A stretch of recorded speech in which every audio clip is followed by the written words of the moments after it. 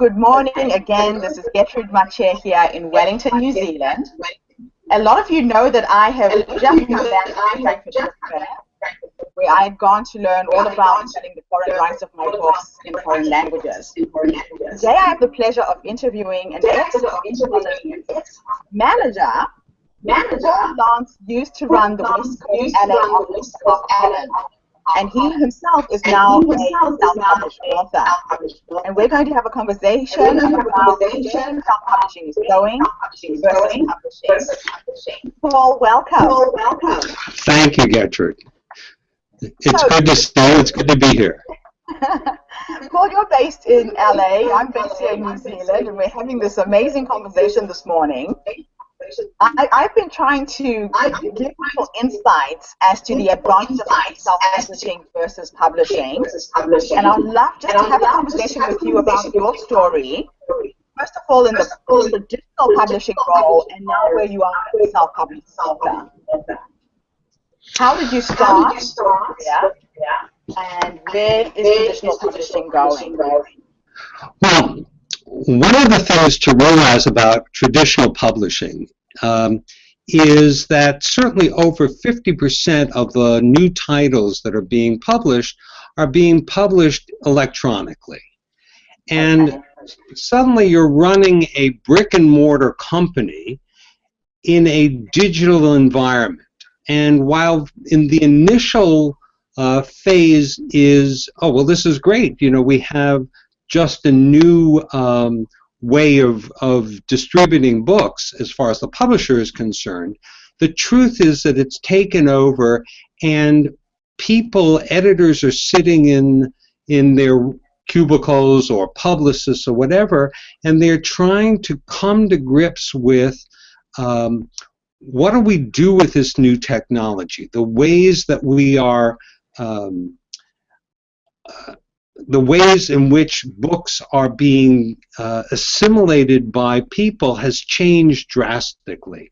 The old paperback or hardcover book is suddenly going the way of theater, where it's relegated to certain spots like Broadway. I'm sure Wellington has a theater arts center, yes.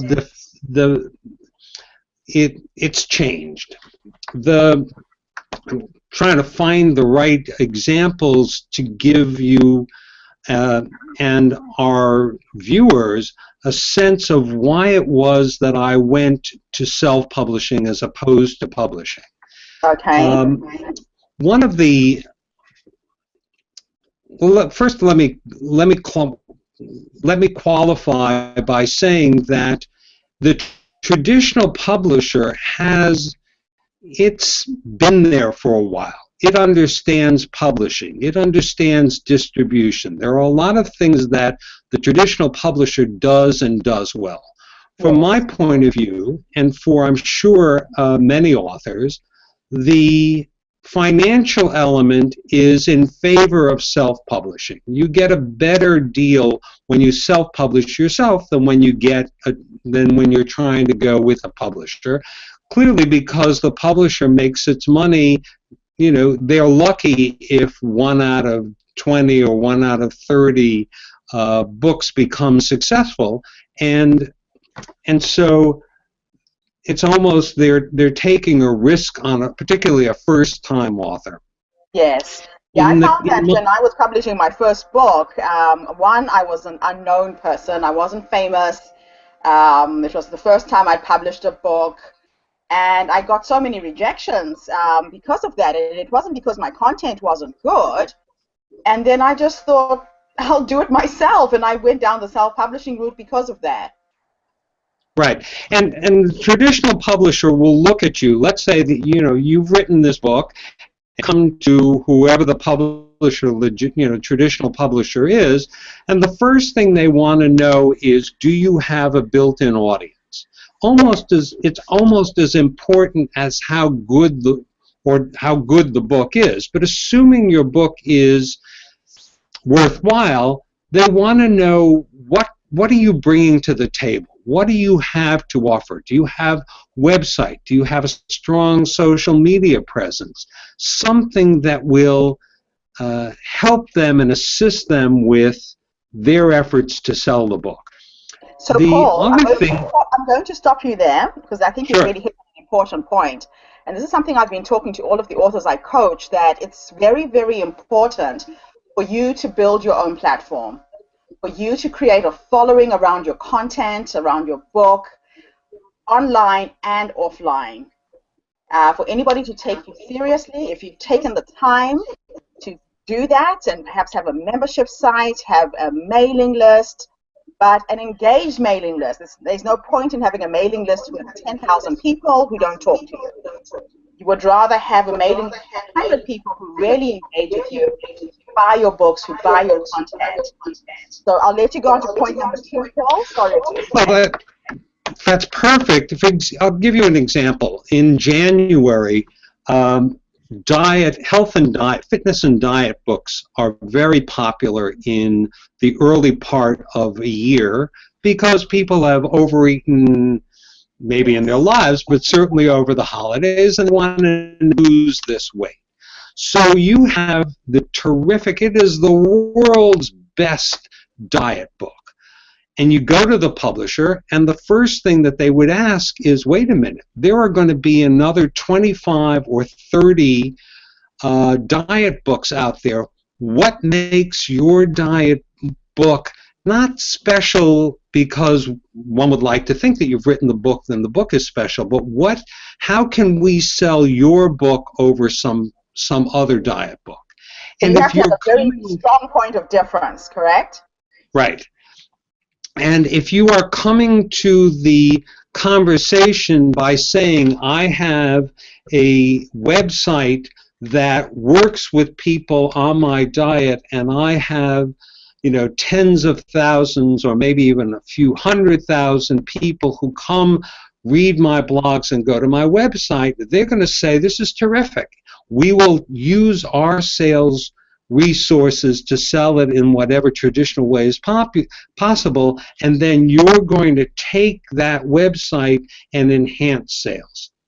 Another aspect of it, let's say you've written a book about, tell me the Prime Minister of New Zealand.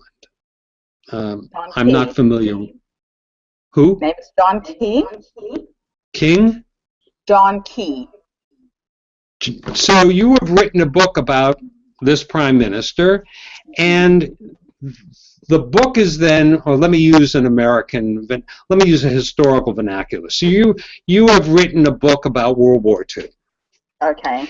And the publisher is going to publish the book, and you're very excited because your World War II book is going to get, and so the book is then given to a publicist. Right. And you're saying, this is great, the publicist will get me on every talk show possible. Except what most authors or first-time authors don't realize is that that publicist has 10 other books that they are trying to promote at the same time. Yes. And the problem then becomes if they have 1 or 2 books that for them are a guarantee. For example, the President of the United States might write a book, or whoever the figure might be. That's going to take 70 to 80% of the publicist's time, and when they get around to it, they will turn to your World War II book and they will do their best effort. It's not that they don't try, but there's a limited amount of time and a limited amount of resources, and there's also a very small window in which your book is at the bookstores where people will respond to it. So having a website, having a presence to enhance your ability for the longevity of the book, for the sale of the book, these are things that traditional publishers will look for. In my case, the book that I wrote was called Just Tell Me How It Works, and it covers the basics of all of digital technology. So not just digital devices, but televisions and remotes and everything digital. Now, technology changes quite frequently. We'd like to think technology changes every day, but the truth is, certainly every year or so, there are new additions to technology that are worth noting. So what I realized is, for me, it was very important to be a self-published author, because the traditional publisher might publish 20,000 copies of the book. What I want to do is keep it current, so as a self-published author, I can submit changes, and 48 hours later, every book that is published, in other words, it's published on demand. So let's take an Amazon. And Amazon would then print out, whether it's 1 copy or 10,000 copies, they would print it out as their sales occur. Yes. So it's as trying to be as up to date and as current with this technology by submitting changes, then 24 hours or 48 hours later, every book that comes out will then have all of these changes and all of this new technology. So I looked at it. First of all, it gave me control of the content, and since I'm holding workshops on this, I wanted to retain my intellectual property for these for the product. So let's gave me the chance. Let's stop a little bit there, because again, I'm going to stop you each time you hit a really good point. You talked about retaining the intellectual property of your book. So when an author goes to a publisher, you are giving up your IP. The book is no longer yours. Right. You are turning over the copyright to them. It's a fine line. I'm sure if you have a good relationship with the publisher, that they will let you do things like workshops. But what if suddenly you want to turn your book into an app? Or you want to take your book and, make an MP3 file, a podcast out of it? Well, the traditional publisher, these are avenues of income for the traditional publisher. They're not going to let you do that, certainly not without I'm going to say without a fight, but certainly not without some heated conversation. It won't be easy. So it depends on your book. If you are doing a piece of fiction, the chances are that you're not going to need the intellectual property of the book, except if you're writing a recurring character. You want to be able to write that series that you're engaged in with that character, and you want to be able to take that character and exploit them, perhaps for television and for film. So intellectual property is something that authors should at least think about, and being self-published, it gives you hold the copyright, you hold control over all of that property. Now, I've given you some examples of why, for me, it was important to self-publish. Now let me explain some of the downsides. I have had to learn every step of the way. Even though I was at HarperCollins and running the West Coast office, there were a lot of area clue about that I'm suddenly learning. In other words, I never concerned myself with the look of the book. The jacket cover was something that I never gave thought to. I knew that there were people who did that, but to suddenly be making those decisions, it added a level of, certainly, challenge to the operation. One of the things... the cover is really important, because that's the first thing people see before they pick up your book, correct? Right. The design, the colors have to appeal to your demographic. There's a lot of thought that goes into the branding of your IP, correct? Yes, and let me also, sometimes I like to throw out tips. There is a website called 99designs, plural, .com, that brings together graphic designers from all over the world. And what you do is you go onto the site and you create a contest for $250 US, and they will submit from all over the world based on your description of the book for what you're looking for. It could be the book jacket cover, it could be the business logo, it could be business cards, whatever it might be, and you are given, I actually used their service and found them to be just really, it gave me some viewpoints that I had never considered before, and you don't even have to pay the $250 until you selected your 4 finalists, if you will. Okay. So I received, right, I received hundreds of visual graphic designs for my book cover, and from, I think, 30 to 50 designers from all around the world. So there, I mean, I'm using 99 Designs as an example, but there are, I'm sure they're not the only one, so there are ways of helping the fledgling author with their design, with their editing, with whatever it might be. Clearly you've done that as well in terms of your ability to edit. But publicity is, for example, another area where it's an uphill challenge for me. I'm writing my own press releases. I'm contacting newspapers, magazines, television, and radio, and suddenly you look at the day. I laugh sometimes when I look at my calendar, because there's one day where I may be working on publicity and another day where I'm working on book sales and supplementing the book distributor that I'm using. And then there are other days when I'm concentrating on my workshops. And then there are other days when I'm just doing the administration for all of that. So you take a deep breath after a while and you say, boy, it would have been very easy. It would have been less stressful to go with a traditional publisher. Right, right. And my personal advice to fledgling authors is explore that route. In other words, one of the things that I say is look to see if you can get a book agent, and look to see if you can interest a publisher or even a small publisher in publishing your book, but set a time limit.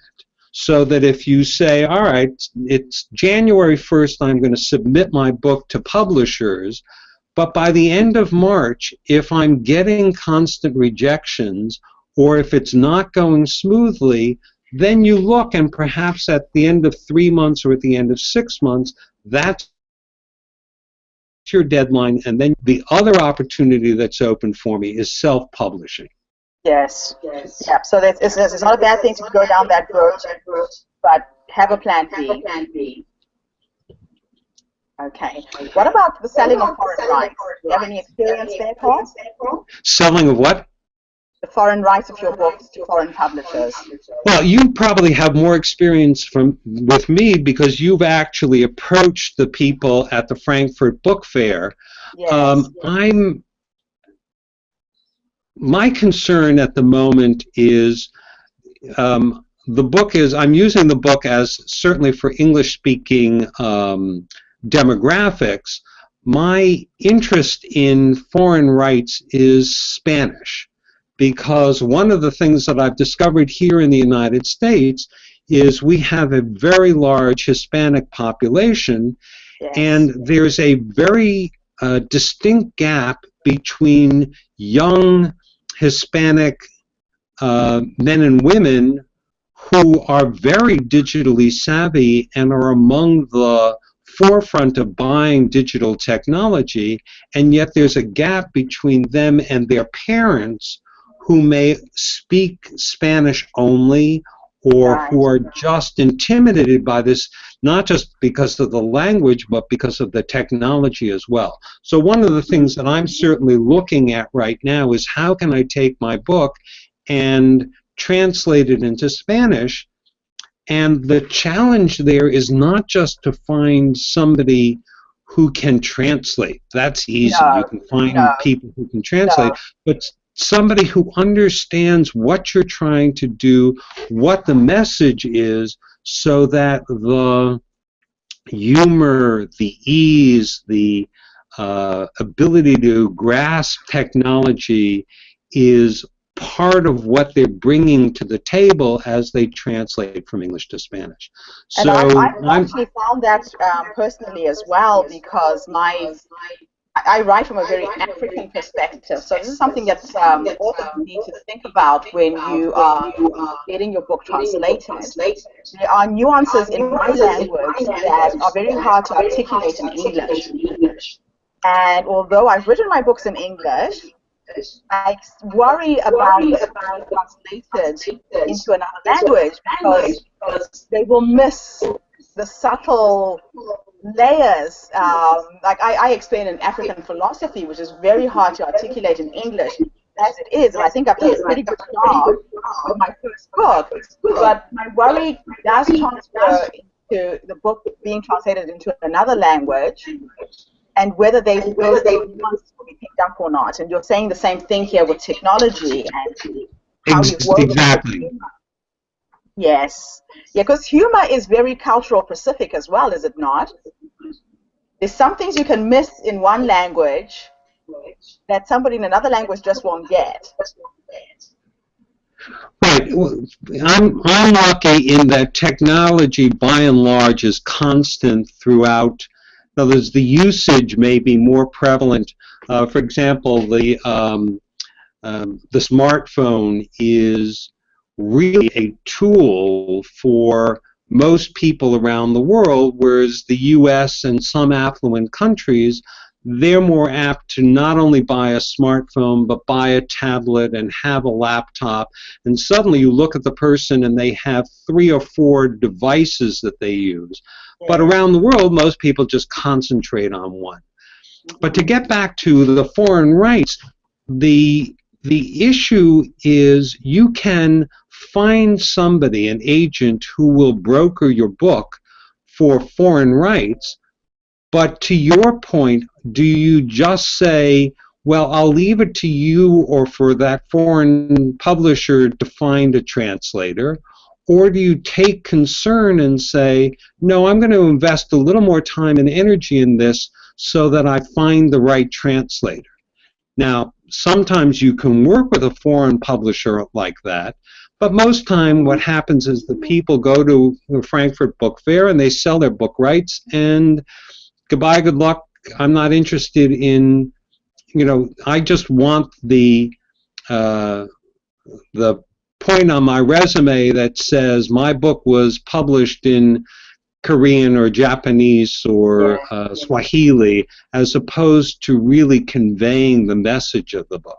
So it's a little more complex than we have time to discuss here, but I think an author should really give thought of how important is it that the book be translated properly. Yes. Yeah. Anything else you want to add, Paul, to this interview before we finish? Yes, actually there is. I think the one advice that I have to all authors is to relax about the process. It can at times be a very stressful process, and you need to just give yourself permission that you're not going to solve the problem in 24 hours.